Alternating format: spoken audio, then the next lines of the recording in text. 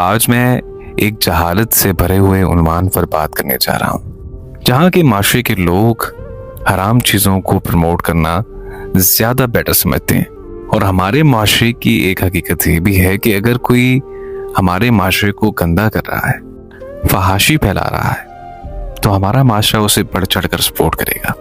और दूसरी तरफ अगर कोई लड़का लड़की इस हराम जैसे रिश्ते को निकाह में कन्वर्ट करना चाहे तो उसे भरे बाजार में गोलियां मार के कत्ल कर दिया जाता है। इस तस्वीर से आपको अंदाजा हो गया होगा कि आज मैं किस उन्वान पे बात करने जा रहा हूं। वो दोनों जब मलीर कोट की सीढ़ियां उतर रहे थे तो उनके चेहरे पर एक अजीब सा सहमा हुआ सुकून था, जैसे परसों की वैश्याना जंग के बाद किसी ने उन्हें सांस लेने की मोहलत दी हो। लड़की के लर्जे हाथों में अदालत के वो कागजात थे जो उनके जीने का परवाना समझे जा रहे थे, और दूसरी तरफ लड़के की आंखों में एक छोटा सा ख्वाब पल रहा था।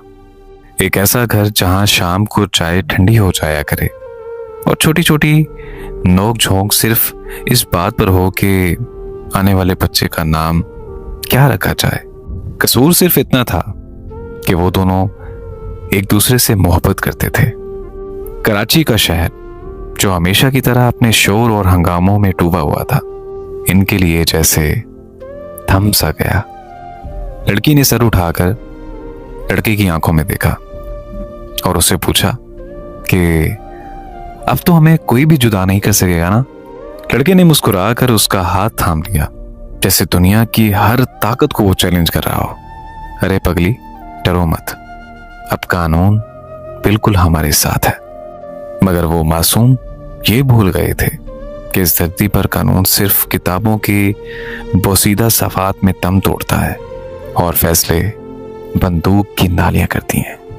गाड़ी अभी मलीर कोट की हदूद से कुछ ही दूर निकली थी कि पीछे से आने वाले मोटरसाइकिल सवारों ने गाड़ी के पहियों को अपने पहियों से जोड़ दिया। लड़की ने शीशे से पीछे देखा तो उसका वजूद बर्फ बन गया। वो चेहरे अनजान नहीं थे, वो तो बल्कि अपने थे, वही लोग जिन्होंने उसे बचपन में उंगली पकड़कर चलना सिखाया था। पहला फायर गूंजा तो लड़की की पेशानी खून से सुर्ख हो गई और दूसरा फायर सीधा उस लड़की के सीने में उतर गया। गोलियों की तड़तड़ाहट इतनी शदीद थी कि उनकी मोहब्बत की आखिरी चीख भी फिजा में तहलील हो गई। सड़क पर लोग रुके, कुछ ने तमाशाई बनकर वीडियो बनाई, कुछ ने सर्द मेहरी से कहा जरूर कोई गलत काम किया होगा, तभी तो ये लोग मारे गए हैं। और वो शहर बेहिस फिर से अपनी अंधी रफ्तार में चल पड़ा। कल ये खबर सोशल मीडिया पर एक स्कैंडल की तरह उछलेगी और परसों किसी नई कहानी के नीचे दफन हो जाएगी। लेकिन आज रात कराची के बोझल आसमान पर एक सवाल चीख चीख कर लरज रहा है, आखिर मोहब्बत से इतना खौफ क्यों है? आज मैं इस माशरे से सवाल करना चाहता हूं कि कैसा माशरा है जहां कातिल गैरतमंद का लिबादा ओढ़कर सीना तान कर चलते हैं और मोहब्बत करने वाले मुजरम करार पाए जाते हैं।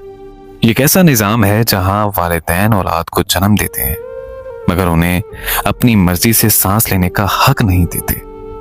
मस्जिदों में जहां रहमत के तरस दिए जाते हैं, वहीं घरों की चार दीवारी में नफरत की फसल काटी जाती है। हम एक ऐसे माशरे का मकतूल हैं जहां इंसान मरने से पहले ही मर जाता है, वो तब जब उसे अपनी मर्जी का जीने का हक छीन लिया जाता है। शायद ये माशरा वाकई नाकाबिले इस्लाह है, क्योंकि यहाँ मसला कानून का नहीं, उन फरसुदा और तारीख ज़हनों का है। जहां मोहब्बत जुर्म ठहरती हो, वहां कत्ल को हमेशा इबादत समझकर ही किया जाएगा। आखिर में मैं यही कहूंगा कि अल्लाह पाक इन जाहिल लोगों को नेक हिदायत से नवाजे।